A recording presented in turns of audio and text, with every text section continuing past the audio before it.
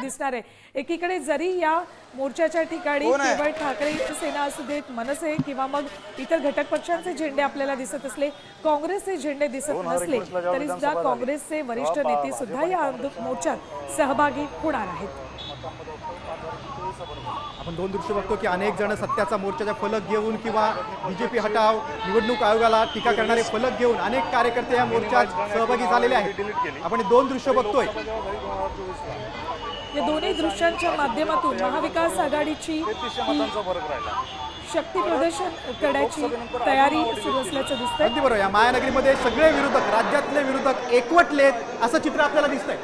अगदी बरं, काही वेळापूर्वी चर्चगेट स्टेशन असू देत किंवा मग CSMT स्टेशन असू देत, या ठिकाणी ट्रेनमधून मोठ्या प्रमाणात हे मोर्चेकरी उतरताना दिसत होते। हे सगळेजण आता फॅशन स्ट्रीट परिसरात जमायला सुरुवात झाली आणि या सत्याच्या मोर्चाची दखल निवडणूक आयोग आता कशी घेते ते बघणं खूप महत्त्वाचं आहे। बोगस मतदार याद्यांचा घोळ हा सगळा विरोधकांनी उघडकीस आणलेला आहे। EVM मध्ये कशी वोट चोरी होती हे सातत्यानं विरोधक सांगत आलेलं आहे आणि आता 1 नोव्हेंबरला आजच्या दिवशी भव्य असा आयोगाविरोधात सत्याचा मोर्चा निघतोय।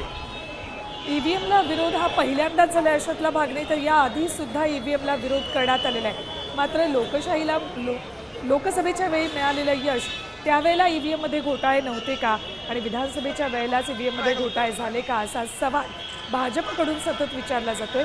तर दुसरीकडे निवडणूक आयोगानं तयार केलेल्या मतदार याद्यांमध्ये कशा पद्धतीनं मोठा घोळ केलेला आहे याचे पुरावे महाविकास आघाडीकडून सतत दाखवले जातात। आपण हे दोन दृश्य बघतो, त्यातील एक दृश्य आहे BMCच्या समोरचं, तिथं एक छोटंसं व्यासपीठ उभारलेलं आहे, 7 ते 8 खुर्च्या ठेवलेल्या आहे। या मोर्चाचा समारोप तिथं होणार आहे, तिथे विरोधकांची भाषणं होतील, महाविकास आघाडीच्या नेत्यांची, मनसेच्या नेत्यांची भाषणं होतील। हळूहळू कार्यकर्ते या मोर्चात सहभागी होत आहेत। ड्रोन कॅमेराद्वारे आपण दृश्य बघतो। आता isakal.com आहे देशातील नंबर 1 ची मराठी न्यूज वेबसाईट। प्रत्येक अपडेटसाठी isakal.com ला नक्की भेट द्या।